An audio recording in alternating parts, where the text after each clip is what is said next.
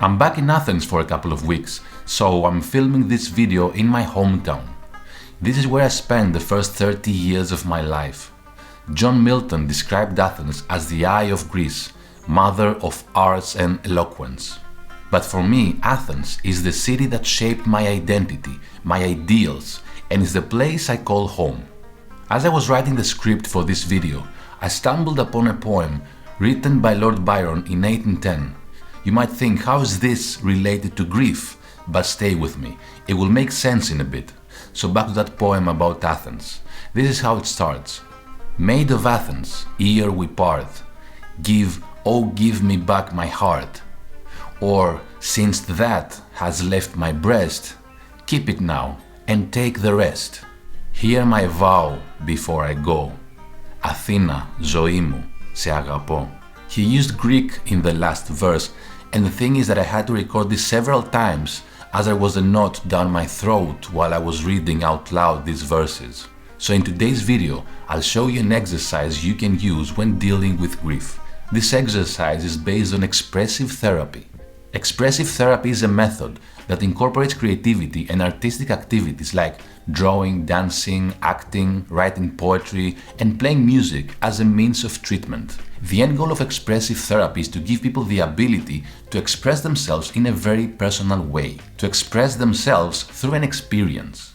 And now you might think, well, what's the link between grief and the introduction about Athens? You see, Freud said that in grief, the world appears poor because of the loss of the loved one. However, there are two types of losses. There's the physical loss, which refers to tangible loss, such as the loss of a relationship or the death of a loved one. And then there's the symbolic loss, which refers to abstract loss, such as the loss of a homeland, the loss of social environment, the loss of social identity, which many immigrants like myself experience. So as I go through today's exercise, I will use as an example the grief that I have felt for having left my country and the people I love behind. And you can use whatever makes you grieve. Maybe it's a relationship that ended, maybe a relationship that never started, maybe the loss of a loved one, or any kind of attachment that has been lost. Because fundamentally, that's what grief is.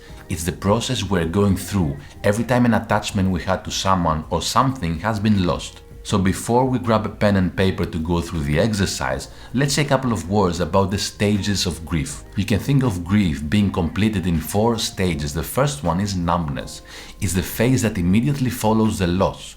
In order to emotionally survive the initial shock of the loss, we shut down our feelings and we feel numb. The second one is the yearning and searching phase. This phase is characterized by many feelings, such as sadness, anger, anxiety, and confusion. When we enter this phase, we experience a longing for the person or the situation we lost, and we want them to return to fill the emptiness we feel. The third one is disorganization and despair. It's where we start to accept the reality of the loss. When we reach that phase, we experience feelings of apathy, anger, despair, and hopelessness. This makes us want to withdraw and disengage from others and the activities we enjoyed. The fourth and last phase is reorganization and recovery, which is where we begin to return to the new state of normal. The feelings of sadness, anger, and despair begin to decrease, and more positive memories of the person or the situation we lost begin to emerge. At that fourth stage is where our normal energy levels and weight will stabilize and we will start feeling better again. That's because during the previous 3 stages we usually experience eating disorders and sleeplessness, which brings our entire system down. What often happens is that when we grieve and the grief is unresolved, we get stuck in the second stage, the stage of yearning and searching. And when we get stuck there for a prolonged period of time, then we internalize the mourning, and that's what usually leads to major depression. Now that we clarified some basic things about grief, grab a pen, grab a piece of paper, and let's start with the exercise. I have my notebook here where I do all my exercises, and I'll show you through my example how this exercise works. Today's exercise is very simple. It's divided in 2 steps. The first one is to draw a picture of your grief. Yes, it's as simple as that. And at the second step, we'll ask ourselves some specific questions about the drawing we made. Now, This is not a drawing contest. You do not need to know how to draw, and you do not need to have any special talent. The idea is not to create a Picasso masterpiece, but to find an expressive path to explore your grief. See it as a time to play. There's no one here to judge you. So I will start drawing something that I often see in my dreams and is linked to my journey away from home. See, when I was at the yearning and searching stage of my grief for leaving Athens, and I was feeling this endless sadness and anger for having left Greece, I often saw the same dream. In my dream, I'm in this deep, dark tunnel.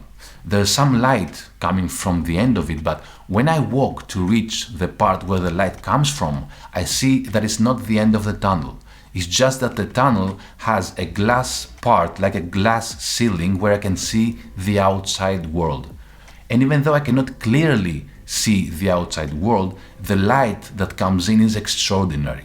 But then I have to continue down the tunnel to find the next glass part and the next one. In my dream, I know that I'm going in the right direction, but I cannot see the end of the tunnel. I just see the glass bits along the way. Now I want to show you some other examples of famous artists who express their grief through their drawings. The first one is called Oak Fractured by Lightning by Maxim Vorobiev. He drew this painting around 1842 as an allegory of his wife's death. You can see how this emotionally charged picture captures the shock and pain of losing a loved one. The next one is called Still Life with Skull, Legs and Picture, painted in 1945 by Pablo Picasso. Picasso was deeply affected by the Second World War. Picasso's painting invites us to think about where loss and death fit into our daily existence by placing a skull amongst everyday objects. The last one I'll show you is called Sorrowing Old Man by Vincent van Gogh. Writing in his diary, Van Gogh described the sight of the grieving old man as proof of the existence of something on high, calling it unutterably moving to see him bent double in sadness and grief. And this is a drawing of my grief. Nothing like the masterpieces I just showed you, of course, but it does the job for what I feel. Now let's go to the second part of the exercise, where we will ask two very specific questions. The first one is, how did drawing your grief make you feel? It might sound a very simplistic question, but going deep into it might give you some useful insight. The thing with drawing is that it involves the imagination and forces our brain to create a mental image of the subject or the idea we have in mind. In other words, drawing enables us to think in a different manner, in a more open-ended manner. It boosts our critical thinking, which can produce new insights and creative thoughts. So when I was drawing my picture, I could feel the anticipation of looking through the glass opening. I could feel that I was where I had to be, regardless of how bad it made me feel, because I knew that I'm walking to the right direction. On top of that, when we draw, our brain releases endorphins, and that helps us build new connections and new pathways. We actively use both sides of our brain, the right for creativity and the left for logical thinking, and this helps us develop the ability to focus and think strategically.